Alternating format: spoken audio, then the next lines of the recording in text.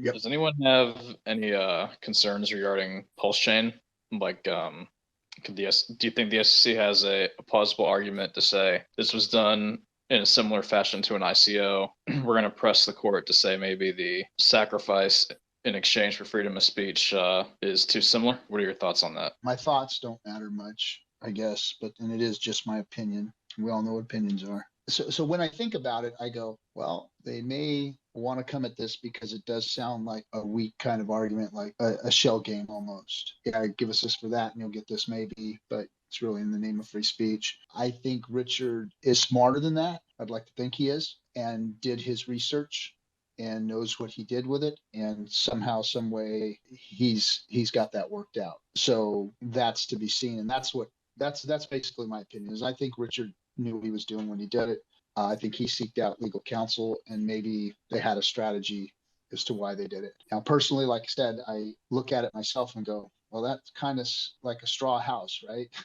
But I could be wrong. Yeah, that's my opinion on it. But if there is a weak link that I see anywhere, it's the sacrifice phases. But again, I'm not an expert. I don't know. Yeah, I think that some of that's going to have to come out in legal process about Hex, the product, because a lot of what was quote unquote sacrificed for freedom of speech, freedom of movement, or whatever, a lot of that actually was Hex.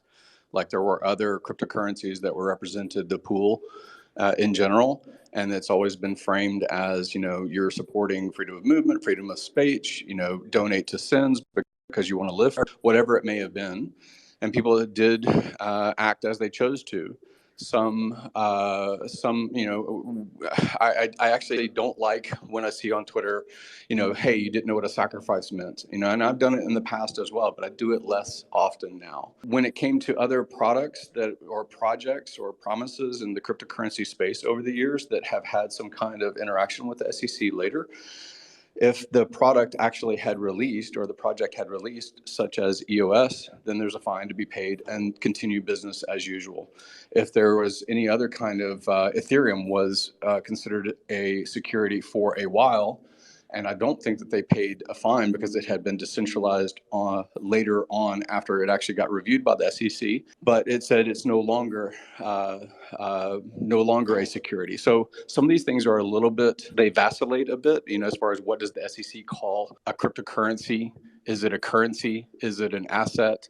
What is it? Like that labeling, government's always going to lag behind business and innovation in general. Some of this, I don't think will happen as far as a determination by the SEC if there was an unregistered security fundraise until something actually launches. Until PulseChain exists as an L1 or until pulsex exists as a DEX, I don't think you're going to get any clear definition about whether it bent rules or whether it complied or whether it was an action that's congruent with other business launches or decentralized business launches in the crypto space. So I don't think that that's really the cause of a lot of this inquiry. I think that right now, Hex is the priority. It is the commodity or it is the security. Like, what is it needs to be determined. And, you know, the best people to interact in that way is not necessarily community directly with agency. In my opinion, it should be legal representatives that know the actual context of law.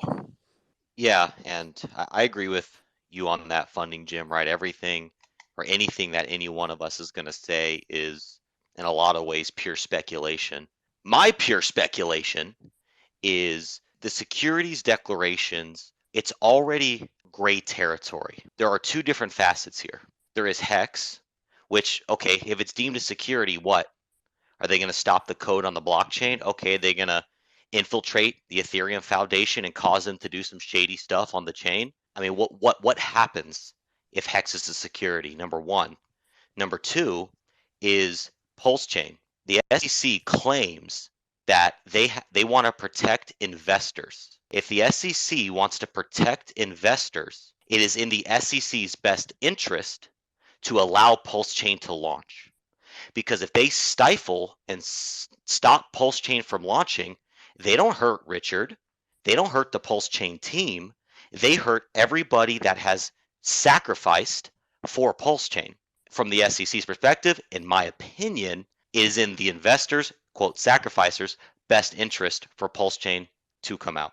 Yeah, if you think about the purpose of SEC, the purpose of SEC, even Richard has espoused, is basically to protect, the novice or the noob in the investing realm. And if you're saying, $50 from the taxi driver that, doesn't have abundant resources, and can be harmed by such a speculation or purchase or whatever, and it's their mandate basically to do so. Now, when it comes to the value of the hex product or the code, or whether you say something is a FOMO opportunity or whether it's a FUD opportunity, right? Like I said earlier, turbulence and uncertainty is where chaos comes from. And when people say things in investing and they say, wait until there's blood in the streets, these are those kinds of opportunities because you don't have certainty. And think about other things that you might speculate on or invest in. Real estate, maybe you buy something, you build a house on it, you develop your family and such inside that house, and then there is government agency or something along those lines that takes away that property or basically says force majeure that you have to give up that property for the betterment of a society. That speculation may not have paid off for you. The same sort of thing when it comes to stock. If you are in the stock market and you say, hey, I really believe in Tesla, but boy, wouldn't it have been great to have bought Tesla before it was on the stock market because I knew Elon Musk and we used to be neighbors. So in the United States, at least, the SEC is supposed to be saying that someone is reasonably sophisticated, and I think it's a terrible litmus test, but it is what it is, that you have to have $200,000 worth of income per year, or I think $1 million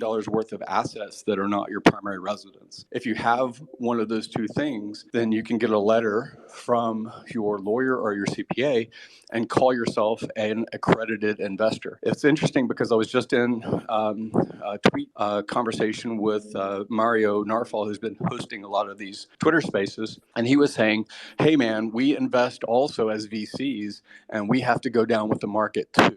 That's not true, because he was commenting that they have SAFT agreements, which is basically for future tokens. It's basically an agreement to get future tokens.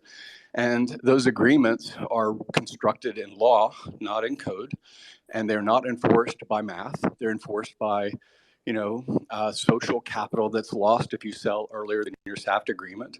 It may be better to pay the legal fine in order to make profit, and many VCs do that, both in tech world of Silicon Valley agreements or in this crypto space, right? What I'm getting at is if you're looking at the product of Hex or the speculation of what PulseChain or pulsex might be in the future, consider that. Do you want accredited investor status? And if you can't achieve accredited investor status, then what I was saying was you could buy stocks through a proxy.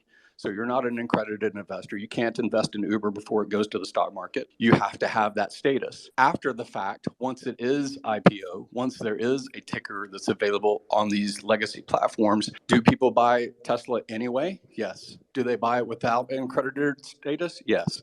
How do they do that? They do that through a proxy.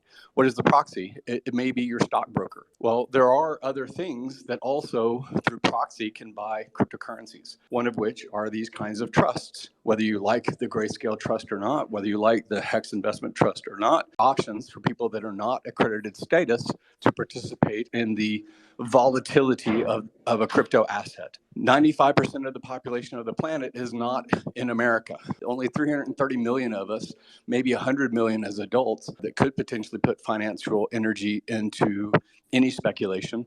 And it's such a small smattering of the wealth of the planet. If you believe in DeFi, then maybe people that don't speak English and don't live in America also have financial impact.